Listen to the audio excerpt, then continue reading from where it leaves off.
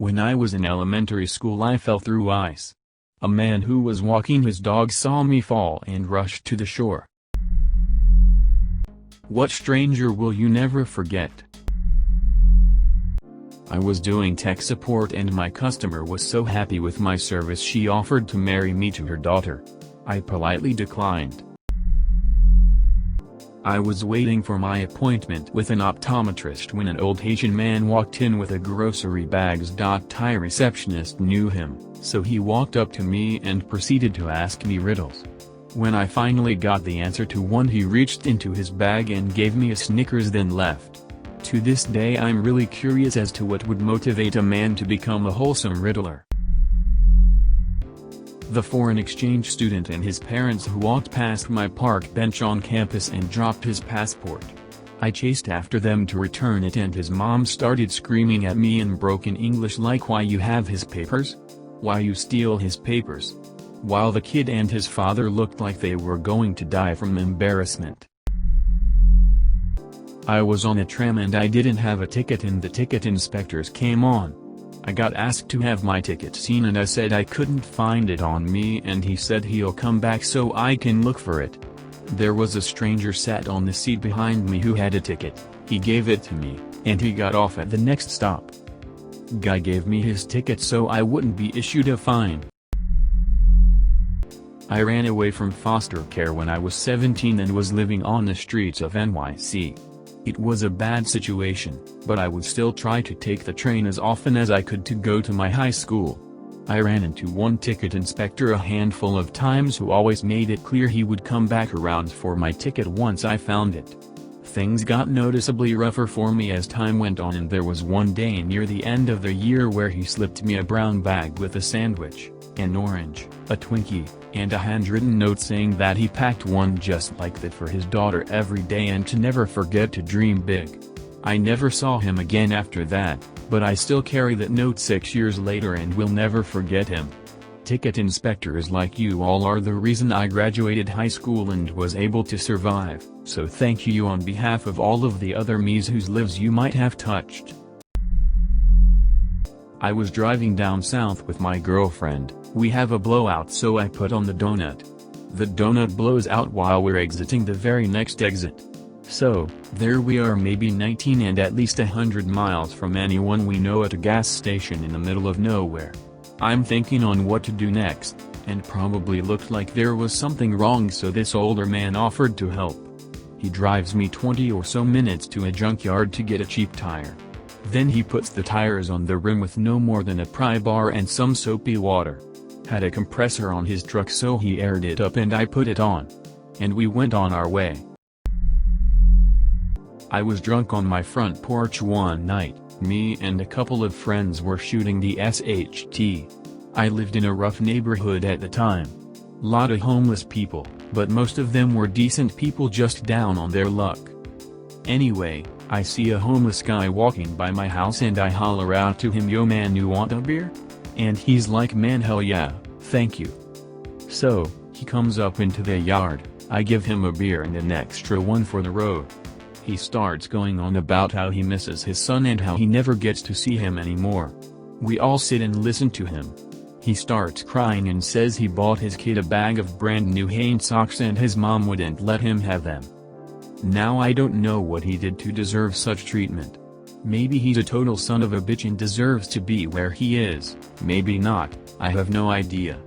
But what I do know is, whatever his past, he was having a very human moment at the time and he was super thankful, not just for the beer, but that me and my friends were listening and talking with him. Just letting him vent. Then he tries to give me the pack of socks he bought for his kid, which I vehemently refused. I was like, "Man, you keep 'em, your feet might get cold out there." But he wasn't hearing it. I mean, he refused to keep them. He flat out insisted that I take them. Eventually it became obvious he wasn't gonna take no for an answer and he wore me down and I accepted them. I guess he didn't need the reminder. He moved on and the party vibe was completely gone. We all just went inside and crashed. When I was super overweight, I was just starting to work out somewhat regularly. Being morbidly obese at the gym is terrible. I have never felt more eyes on me before in my life. I was on a treadmill, grinding out some inclined walk/light jogging, and a super fit girl got on the machine next to me. This was all pre-COVID. She did a short warm-up, and before she got off the treadmill she turned to me and gave me a high five and told me to keep it up. It was so encouraging to have that support, when I was used to getting stared at by everyone else in the gym. Her small, kind gesture went a long way. When I was younger, I went grocery shopping with my dad. As we were walking, an old man stopped us and handed both me and my sister a shiny $1 coin. He told us that he wanted us to have them and to have a Merry Christmas. I never saw him again, but I think of that kind old man from time to time. There are a few. The biggest one was when I was homeless and asked a lady for the time. She told me and asked if I wanted to share her sandwich and the paper. She was the first person to treat me like a person, like I was worth something in years. I never got her name, but I will remember her fondly for the rest of my life. I know that she'll never, ever know what a difference she made in my life. Just that one simple thing she did and the humanity she showed me changed my life. I got sober just a few days later and completely turned my life around. One person, one smile, one kindness that you may never think of again in your life can change someone else's life beyond measure. I volunteer at a suicide hotline. Some guy, Bob, called in and we started talking about his home situation. Nothing absolutely horrendous. But he felt trapped, and stressed, and felt like he didn't have options. When people use language like that, our training says we should ask if they are thinking of suicide. Many volunteers have trouble with this. But if you mention suicide to someone who is not suicidal, it doesn't make them more suicidal, they just correct you and say no. I feel more like Ziz. So, I asked Bob, you're using a lot of language that people use when they're thinking of suicide. Are you thinking of suicide? There was a pause. And then a huge wail. I could hear so much pain in his voice. I listened to him cry for at least 5 minutes. I've talked to people who had suicidal ideation before. It would be better if I were dead kind of thinking, but with no plan. Bob said yes, he was considering suicide, and we talked it out a bit more. After the pause and wail, that was the most concerned I've ever been for a human being outside my family. This wasn't just talking, I felt like he had already made up his mind about it, which was so scary. I only know what he told me. I know he was in his car parked somewhere. I know we got a few short laughs out of each other and we made some plans for him. Plans are important because it gives you a sense that if he has something to do, to plan for, he can't commit suicide. Anyway, he truly is a stranger. I don't know his real name or what he looks like. I just know his story, and I know that he was in immense pain that day. He had a particular kind of accent, and, whenever I meet someone with that same accent, I think of him and hope he's okay. My lost wallet was returned in the mail. The anonymous stranger sent it back at their own expense, $9.75 postage, with all the money, credit cards, driver's license, and other items intact. Nothing was missing. A note enclosed read, "Please do something kind for a stranger whenever you have the opportunity." In college, I was dating a girl. I really loved her, but I realized that we were incompatible, and we had to break up. So, I downed a handle of vodka by myself in my dorm. I was drunk as FCK, but still feeling shitty, so I decided to head to the bars and drink some more. I actually don't remember if I made it there or not, but I remember getting off the bus from having come from the bars and was too wasted to continue the relatively short walk to my dorm. I decided to just lay down where I was at, which was quite literally the gutter next to the railing. Luckily it was an empty gutter, but a gutter, nonetheless. This complete bro dude comes by and sees me laying in the gutter and helps me up. He helps me walk back to my dorm, and on the struggle there he asks me what's wrong.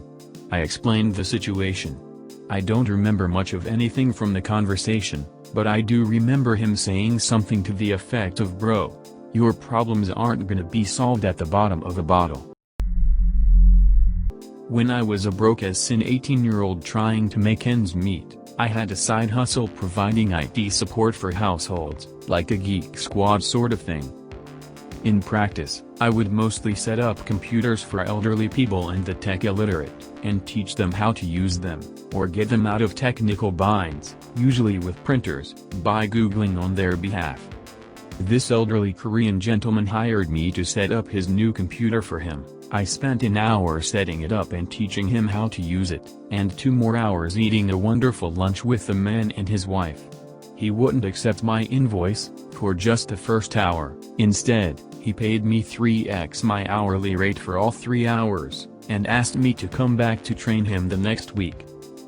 Over the course of about a month I came back 4 times, worked with him, had a lovely meal, and he would tell me about his family and his kids. He was so proud of his daughter, who was about to finish her residency and become a pediatrician. By the end of the month he was pretty comfortable on the PC, and I thanked him profusely for how kind he was and how ridiculously he'd overpaid me.